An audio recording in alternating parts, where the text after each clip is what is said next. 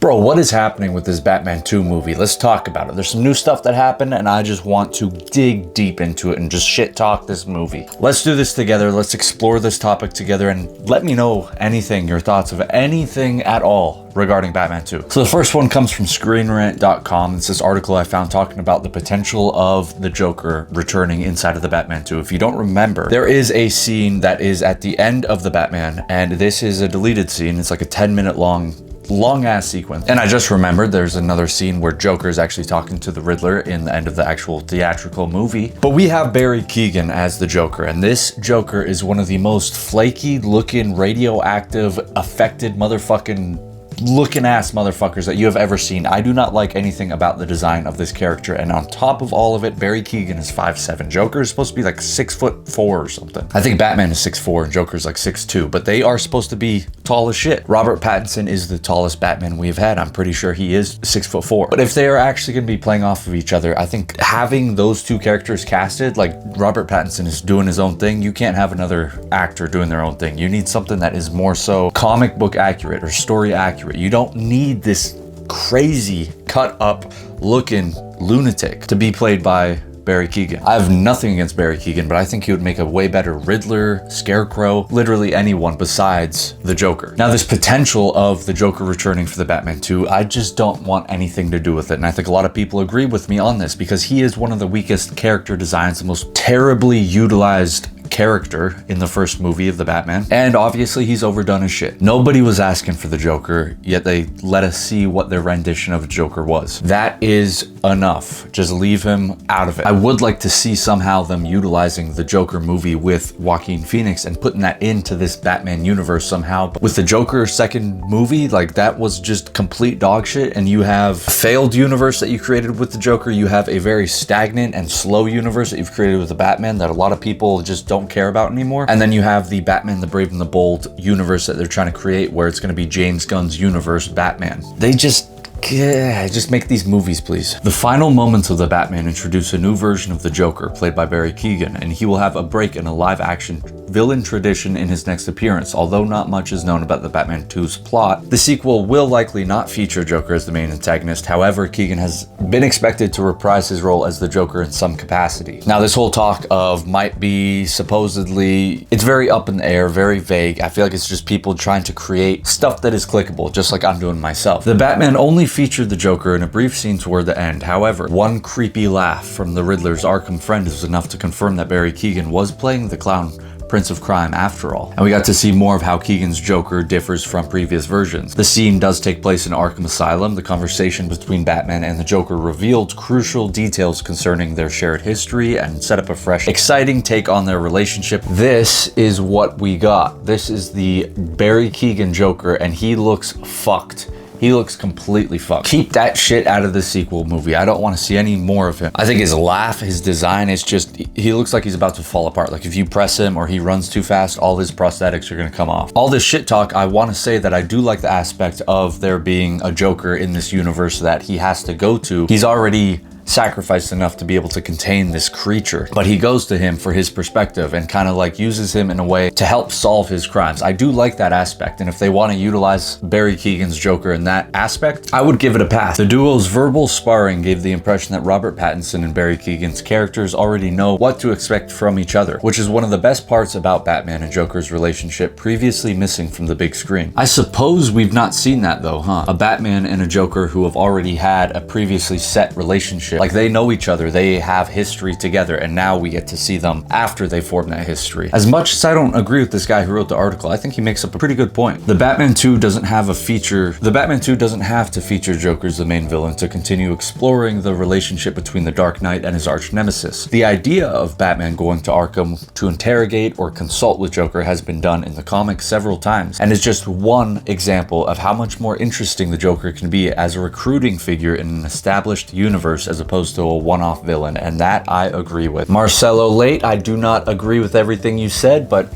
I like how you write, dude. Now, this news broke a few days ago. It was essentially Colin Farrell talking about the completed script that Matt Reeves had shown everyone, I guess. Colin Farrell recently shared his excitement about the upcoming Batman sequel. He called the screenplay tasty and praised the work of director Matt Reeves. Fans of the franchise now have a fresh reason to look forward to the next movie. That is what he said. In a recent interview with Entertainment Tonight, Farrell answered a question about the Penguin storyline. He first joked, "Not if you want to walk out of here alive. If I tell you something, I have to kill you." He then switched to a serious tone, and he had read the screenplay. Matt Reeves wrote an extraordinary script, Farrell said. "It is beautiful and tasty. He is a great writer and filmmaker." Who the hell uses tasty as a word to describe a Batman movie script? I feel like the only time I would ever use that sort of adjective to describe something I read would be if it was like about someone cooking, or maybe it was like Hannibal.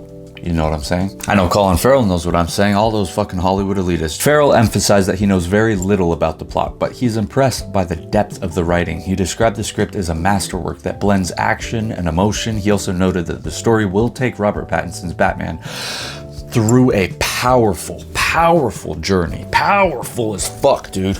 What fans can expect? Production on Batman Part 2 will start in the spring, so we are like hopefully a few months away from it actually starting to get filmed. Slow ass production.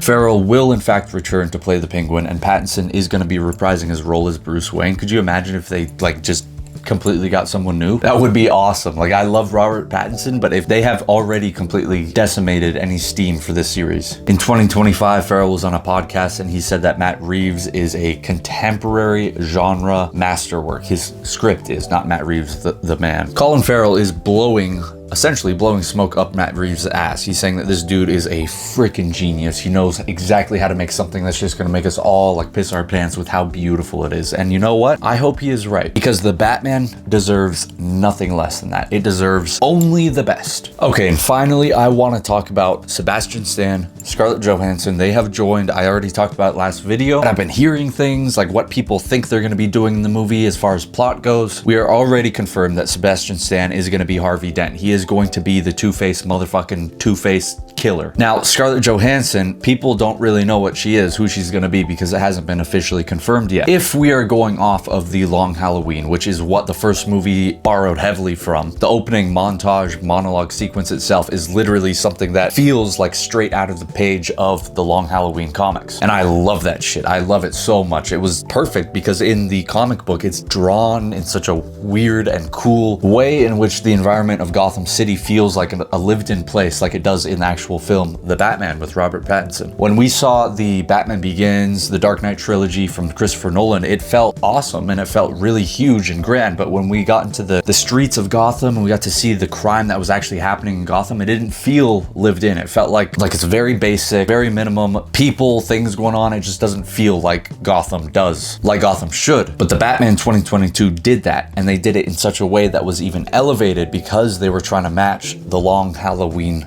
comic book. And this is what gets me excited, because we start bringing theories into this, right? In the Long Halloween comic, Gilda Dent is Harvey Dent's wife, obviously by last name, right? But they are married, and we get to see their relationship before Harvey Dent becomes Two-Face. And Gilda Dent feels very isolated. She feels very lonely, misunderstood, like her husband is not there for her. That's something that a lot of people experience. That is something I experience, you experience, kids experience. I mean, shit, dogs experience it too, right? Like, they get to feel that emotion, that vibe. Gilda eventually ends up leaving Harvey Dent after the whole Two-Face thing happens. And this is such a pivotal moment for Harvey Dent because he is abandoned completely. But from the perspective of Gilda, she is actually making the final move, the final choice that is going to pivot her life into a different direction. And it's heavily implied, I mean, it's, in my opinion, it is, that she is partaking in the holiday killings. Now, this is a Long Halloween. If you haven't read this, I'm not going to try to spoil anything for you, and I'm going to be very ambiguous about it and vague, but she feels personally wronged, and like she has basically given her life and her time and everything about her revolved around Harvey Dent, and he didn't reciprocate it. And now she is pissed, and she is going to go off and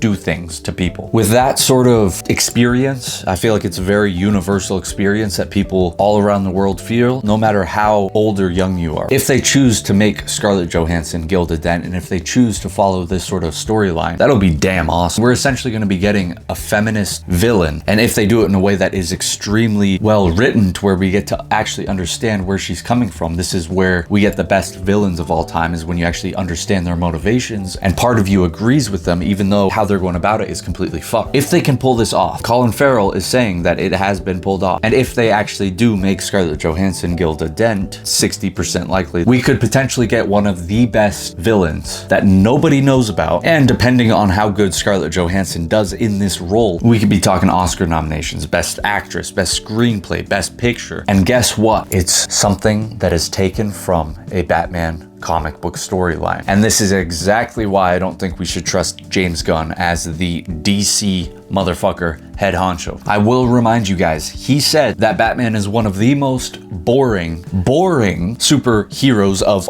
all the superhero lineup. He said that all the stories have been done. Everything that could be done has been done. Dude, I'm literally theorizing a Batman storyline from a comic book. It's X, Y, and Z things that he said have been done. And if this is done in a perfected way, satanic symbolism, 666, but in a perfected way, we could have one of the best pictures being released of 2027. Holy shit, we are in 2026.